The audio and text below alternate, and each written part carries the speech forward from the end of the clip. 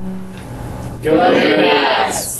Hello, I'm here with my fourth period class, and we're going to discuss A4 rational functions. We're going to talk about domain, the properties, and the operations of rational functions. We're going to start with domain, which is something that should be very familiar to us this year. We've talked a lot about domain. We have restrictions of our domain for fractions and for square roots, and rational functions are fractions. They're polynomials. Fractions, and so we're going to have domain restrictions. So the first example I want to show you would be something simple like x plus 2 over x minus 3. And I want to talk about, first of all, our domain restriction would be anything that makes the denominator 0. So our domain restriction would be x cannot equal 3.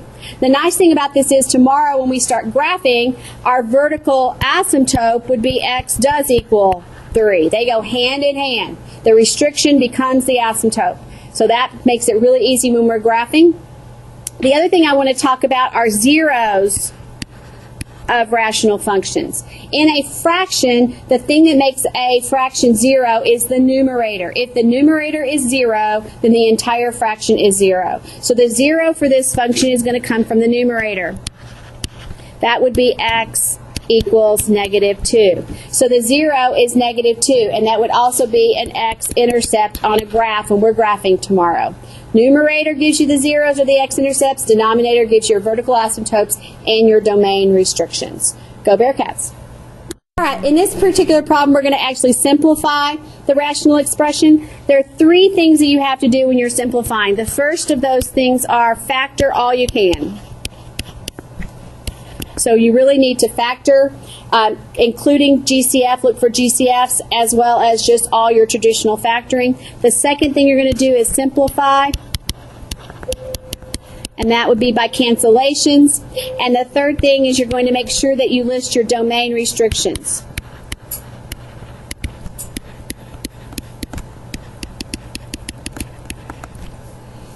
Which tomorrow will become our vertical asymptotes.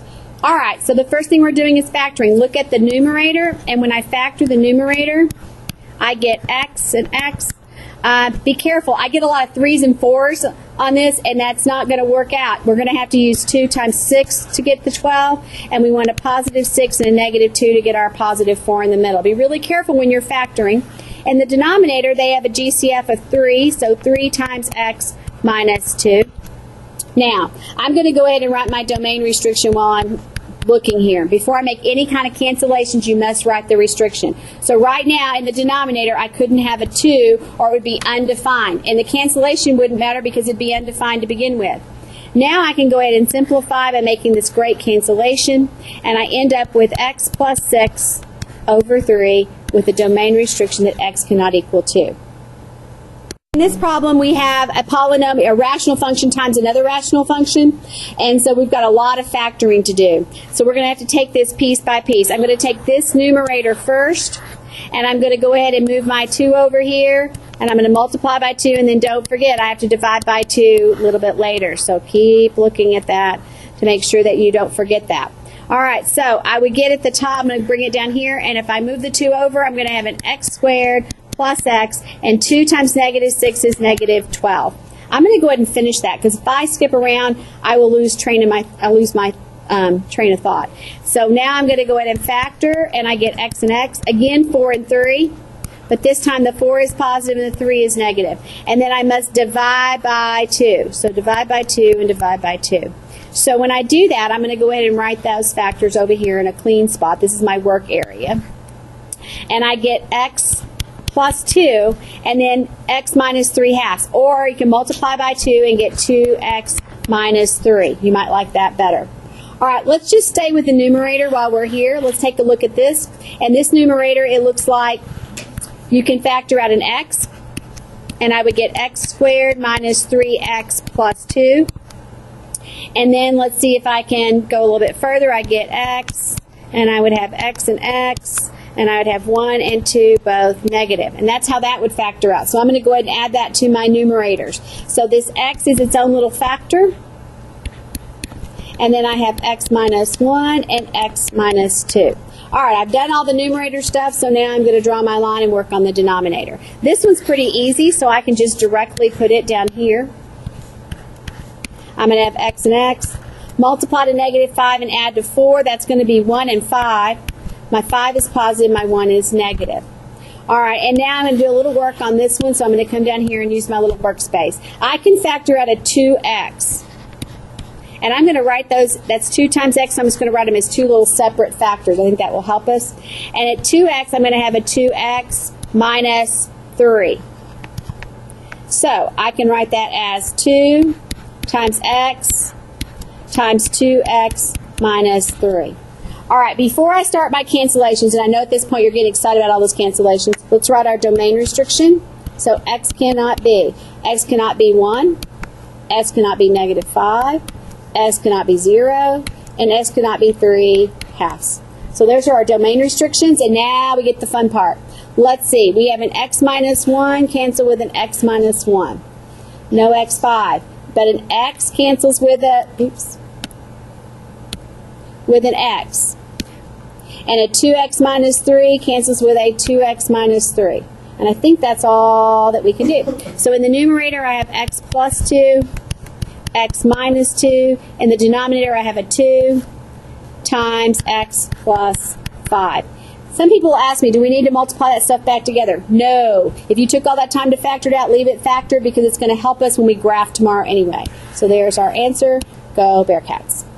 All right, Bearcats, in this problem, we have a division. So we have a rational function divided by another rational function. So in a few minutes, we're going to have to multiply by the reciprocal of the second one.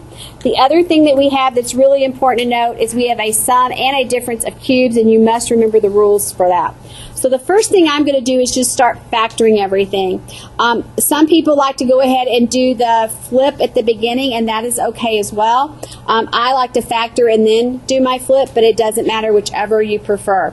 So I'm going to first take the numerator over here, and I'm going to go ahead and do the difference of cubes, which I know to be a binomial and a trinomial.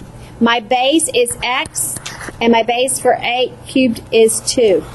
So it's going to be x minus 2, and then x squared plus 2 times x plus 2 squared, which would be positive 4. All right, so I did the numerator there. And now in the bottom, x squared plus minus 4 is the difference of squares, x plus 2, x minus 2. I'm still dividing. If you notice this numerator, I cannot factor that. Okay, if you can't factor it, we're not solving each polynomial, we're factoring things to simplify them. I cannot factor that. I can't multiply to 4 and get to 2. So I'm just going to leave it as x squared plus 2x plus 4. In the denominator, though, I have another cube. Again, base is x and 2. And so I have a binomial and a trinomial. So it's going to be x plus 2 this time, x squared minus 2 times x, and then plus 4. All right, now what I can do is I can go ahead and do the reciprocal here. So I'm going to write the x plus 2 on the top and the x squared minus 2x plus 4 on the top. And I'm going to put the top now in the denominator. It'll be x squared plus 2x plus 4. So now I multiply by the reciprocal. And I'll go ahead and rewrite x squared plus 2x plus 4 all over x plus 2, x minus 2. Now I want to make something, a comment about our domain restriction. Our domain restriction, x cannot equal. Be really, really, really careful. This was a denominator at one point. You have to write a restriction for it anyway. So that negative 2 is a restriction. Since this is going to be not factorable, we're not going to worry about those restrictions right now. Often they're complex, and we're not going to worry about them. So, but you got to make sure anything that was a denominator, even if it becomes a numerator, it was once upon a time a denominator. And had you chosen 2 as an x value, you would have been undefined and not been able to finish your problem. So the other 2 you're going to look at is over here, and that's also going to be a positive 2. So our domain restrictions are positive and negative 2. And now let's see if we've got any cancellations. I have an x plus 2 cancel with an x plus 2. I have an x minus 2 cancel with an x minus 2. I have an x squared plus 2x plus 4 cancel with an x squared plus 2x plus 4. Look at all those cancellations. I'm left with x squared minus 2x plus 4 with those restrictions. Go Bearcats. In this problem, we've got three terms, and we can factor our denominators some. We always want to factor our denominators to make sure we're not duplicating our common denominators. So I see right here that I can factor this out to x plus 1 and x minus 1. So if I'm looking, I have a duplicate factor here at x minus 1. I don't want to write it twice. If I don't do this, then I often will write x squared minus 1 as a factor, and I would have duplicated that common part of the denominator. So my common denominator is going to be x minus 1 times x plus 1, because I already have the x minus 1. So now looking at this first term, it has the x minus 1, but it doesn't have the x or the x plus 1. So I have to multiply times x and then x plus 1. For the middle term, I've got the x, but I don't have the x minus 1 and x plus 1. If you will watch this right here, this is really important. X minus 1 and x plus 1, we already know is x squared minus 1. It makes it easier if you go ahead and just put that together for the numerator when you're, instead of having to do it then. So I'm just going to say I need the x squared minus 1 for this middle. The last one has the x squared minus 1, which is the x plus and the x minus, but it does not have the x, so I would need to multiply by x. All right, let's get busy. 3 times x is 3x. I can go ahead and put that together, and then I can distribute it to these. So I have 3x times x is 3x squared, and 3x times 1 is positive 3x. Here again, that negative, I'm going to pick that up with my 2 before I distribute, and I get a negative 2x squared, and I get a positive 2. And here I have to distribute the x, so it's a positive x squared, and then the x to the 3 is positive 3x. Now I'm left to simplify a little bit. I have a positive 3x squared, a negative 2x squared, and a positive x squared. So that's positive 4 and a negative 2 is a positive 2x squared. I have a 3x and a 3x, that's a positive 6x, and I have plus 2. All right, and it's all over x plus 1, x minus 1 times x. I do have a common factor of 2. I'm going to go and take that out and go x squared plus 3x plus 1 over x plus 1, x minus 1, and x. My domain restrictions, x could not be negative 1, positive 1, or 0. And my numerator, I can't factor that any further, so I'm not going to worry about that anymore, about trying to simplify any further, and there will be my stopping point.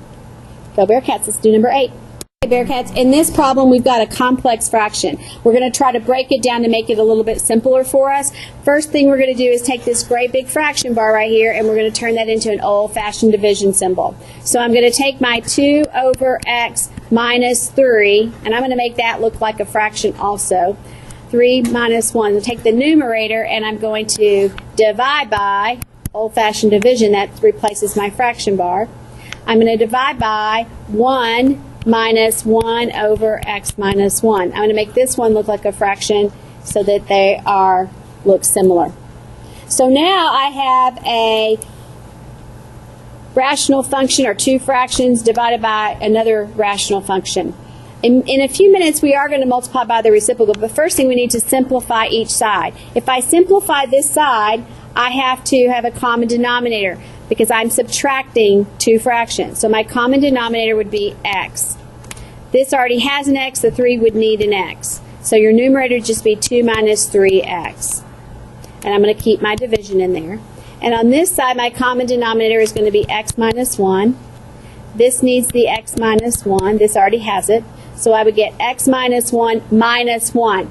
X minus 1 minus 1. So x minus 2. So I went ahead and combined that together. If you need to put that extra step in there, please do. That was x minus 1 and then minus 1 more. So you get x minus 2. Now we've simplified, and we have a single fraction, even though it looks weird, but a single fraction divided by another single fraction. I am going to multiply by a reciprocal. So I'm going to come over here, and I'm going to get 2x minus 3 over x times x minus 1 over x minus 2. Okay, my domain restrictions, x cannot equal. Be really careful. This was a denominator, so x cannot equal 0. This was a denominator, x can equal 1. And now this is a denominator, x cannot equal 2. So be really careful. You have to also catch it before you flip it. I do not see any cancellations, so we're just going to leave it like that. We're going to leave it as 2x minus 3 times x minus 1 over x times x minus 2, and with our domain restrictions, and that is our answer.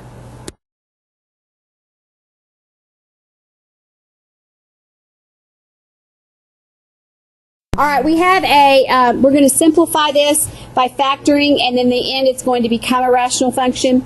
I think we've done this before where we've had binomials as common factors. Our common factor here is 1 minus 2x. The trouble we're going to have now is figuring out which exponent to use. In the past, if I had 1 minus 2x to the second power and I had 1 minus 2x to the first power, we would have factored out the first power one because that's the smaller exponent. You're using that same principle. That is a smaller exponent, and so we're going to do the same thing except that we have to deal with negatives, which makes it a little bit more difficult. So if we're dealing with negatives, I want you to think of a number line, and this is where negative 3/2 is, and this is where negative 1/2 is. And this is the lesser of the two. This is the smaller one. So we're going to factor out the smaller one. So negative 3/2. Now we're only looking at this side. So we need this times something to give us all of this. We already have these, so we need the x. And then we're going to put our plus sign. And then this is where it gets tricky. A while ago, if I had done that, and I would have had to multiply an x times an x squared gives me x cubed. So I need to know that 1 minus 2x to some power added to, so that power, whatever that power is, added to negative 3/2 has to equal negative 1/2. If I have a negative 3/2, what do I add to it to get negative 1/2? Positive what? 2/2, or positive 1, right? 2 over 2. If I have a negative 3/2 and I added 2/2 to it, I get a negative 1/2, which is what I want. Well, 2/2 is the same as 1. So it's like, I'm going to go and put the 1 there. It may help you. So think about this. This base times this base, you add exponents. So negative 3/2 plus 1 gives me negative 1/2. A little weird there. Okay, I need to clean up in here. I have x plus 1 minus 2x. So negative 2x is a negative x plus 1. So right now I have 1 minus 2x to the negative 3/2 times negative x plus 1. The last step we're going to make here is we don't like negative exponents. And hopefully you remember from the past, if I have a negative exponent in a numerator, I can move it to the denominator to make it positive. If it's in the denominator, I can move it to the numerator to make it positive. So if I take this entire term and move it to the denominator, it will become 1 minus 2x to the positive 3/2. And that will become your simplified version. We've gone from two things to one term because it's either multiplied or divided. That's one term versus two separate terms. All right, let's look at another one of those. Okay, Bearcats, finally we have another doozy of a rational function with some negative exponents. Right now we're going to dissect this and we're going to look at the numerator first. And we're looking to find that there's a common factor of 4 minus x squared. So I'm going to pull out 4 minus x squared. And then I'm looking at the exponents, and the smaller exponent is negative 1/2. So 4 minus x squared to the negative 1/2 times something gives me 4 minus x squared to the positive 1/2. So what do I need to add to negative 1/2 to make it a positive 1/2? That would be a 1. That would be a 1. And the second part, I need an x squared, and I already have all of this. So this is in good shape. All right. And in the bottom, I still have 4 minus x squared.